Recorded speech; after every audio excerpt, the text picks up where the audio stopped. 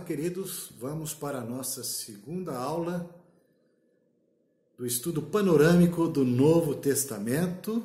A aula tem que ser nada cansativa e bem explicadinha. Esse é o nosso tema. Então vamos para essa segunda aula. O Evangelho de Mateus. Esse Evangelho, ele mostra Jesus como o Messias prometido, o Rei dos judeus. A ênfase é sobre o reinado, é sobre apresentar Jesus como sendo o Rei dos Reis. Por isso que a figura do leão é a figura que melhor representa justamente esse Evangelho do Reino. Onde é que sucede esses acontecimentos relatados no Evangelho de Mateus? Para os que estão iniciando, os locais principais são ali na Palestina, região da Galileia, de Jerusalém. A data provável do Evangelho de Mateus, a data provável do seu escrito, foi no ano 60 até o ano 66, desse intervalo, depois de Cristo, obviamente.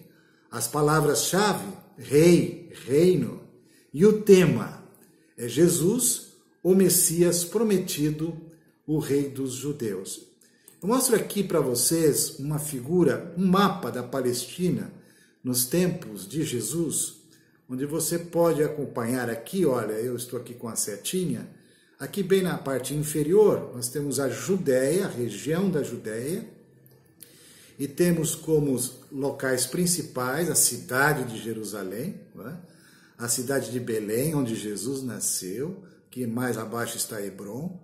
No meio ali, na região mediana da Palestina, está a região de Samaria, onde estavam os samaritanos, que não se davam com os judeus, porque eram judeus misturados com pessoas de outras nações. Então não havia entre eles uma boa, não havia amizade, não havia relacionamento entre eles. E lá ao norte está a região da Galileia, onde Jesus desenvolveu boa parte do seu ministério, tendo as cidades de Cafarnaum, onde ele residia ali praticamente, também onde morava a sogra de Pedro, e a cidade de Nazaré, aqui na região da Galileia, onde está o grande lago, o mar de Genezaré, o mar de Tiberíades, ou o mar da Galileia.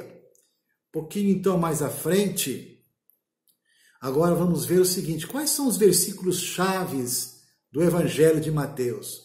O primeiro é o capítulo 2, no versículo 2, onde diz assim: onde está o recém-nascido, Rei dos judeus? Porque vimos a sua estrela no Oriente e viemos para adorá-lo. Essa é a narrativa dos reis magos que vieram lá do Oriente para conhecer de perto o Rei dos judeus recém-nascido.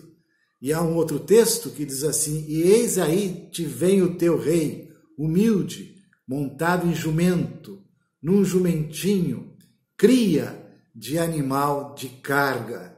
Então o teu rei, ele vem aí, eis que vem, humilde, montado em jumento, num jumentinho, o rei de Israel.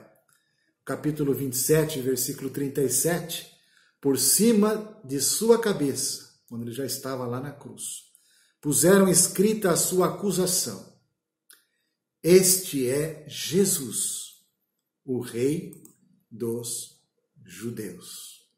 Então, primeiro vamos ver quem era Mateus, o escritor desse evangelho, também conhecido como Levi. Ele trabalhava em Cafarnaum como publicano, ou seja, ele era um cobrador de impostos. Ele estava a serviço do Império Romano.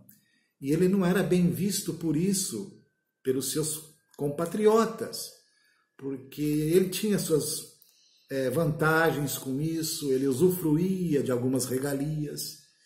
Ele também podia tirar proveito nessa questão de cobrar impostos, cobrar a mais, reservar para ele uma parte, enfim. Ele era odiado por seus compatriotas por isso. E apesar de não ter sido o primeiro evangelho a ser escrito, Mateus é colocado antes dos demais, pois é visto como o verdadeiro início do Novo Testamento. Por quê? Porque a forte ligação com o Antigo Testamento, parece que ele se vincula, ele dá sequência nesse sentido. Porque nele, nesse evangelho, vemos que as profecias referentes ao Messias, ditas todas lá no Antigo Testamento pelos profetas, elas são cumpridas em Jesus. Então há muitas referências ao Antigo Testamento. Por exemplo, isto aconteceu para que se cumprisse o que fora dito por intermédio do profeta. Mateus coloca a genealogia de Jesus para apresentar as credenciais de Cristo. Então, lá no início, no primeiro capítulo, já começa a genealogia de Jesus, não é? E ali, essa genealogia ela não foi feita ao acaso, né? Os judeus davam grande importância às árvores genealógicas e havia uma linhagem da qual o Messias deveria pertencer, não é? Então, o primeiro versículo já une o grande patriarca Abraão e Davi, né? As duas maiores alianças, na verdade, a do sacrifício e a do reinado, né? Davi, o grande rei da história de Israel, né? O propósito deste evangelho é provar aos judeus que o homem Jesus é o Messias prometido, o cumprimento de todas as profecias do Antigo Testamento, o descendente e sucessor de Davi, o verdadeiro rei de Israel.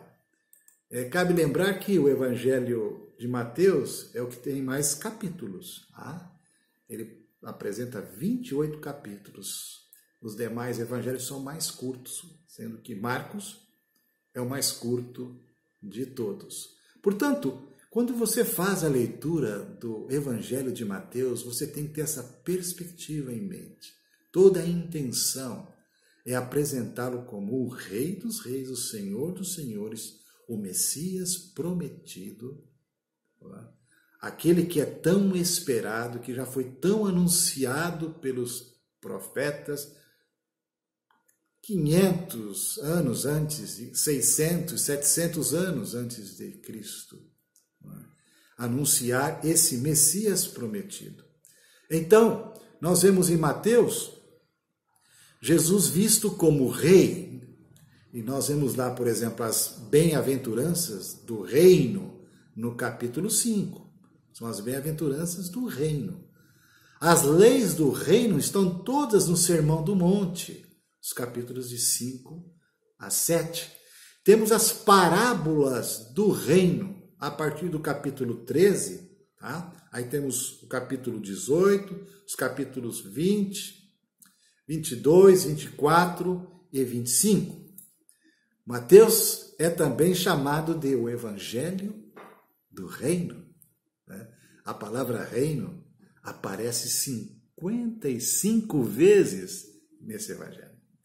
A expressão reino dos céus aparece somente em Mateus e é citada 33 vezes.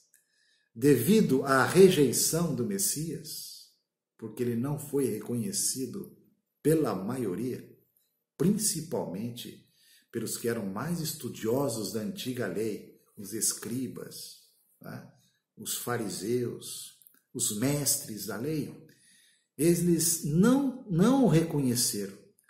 E, na verdade, Deus já tinha um propósito com tudo isso, porque a nação de Israel teve os seus privilégios. Sim, é verdade. Mas com a chegada do Messias, a chegada de Cristo, não há mais nação privilegiada.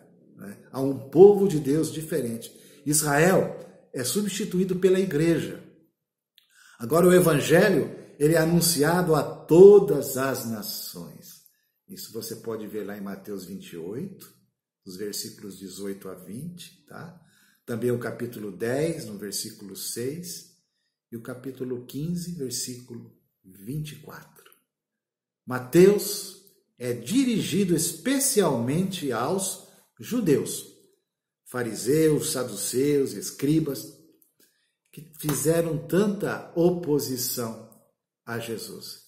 É dessa forma, então, que você deve ler o Evangelho de Mateus. E terminamos aqui, porque ela tem que ser realmente bem, nada cansativa e bem explicadinha. Eu te vejo na próxima aula, ok? Um abraço.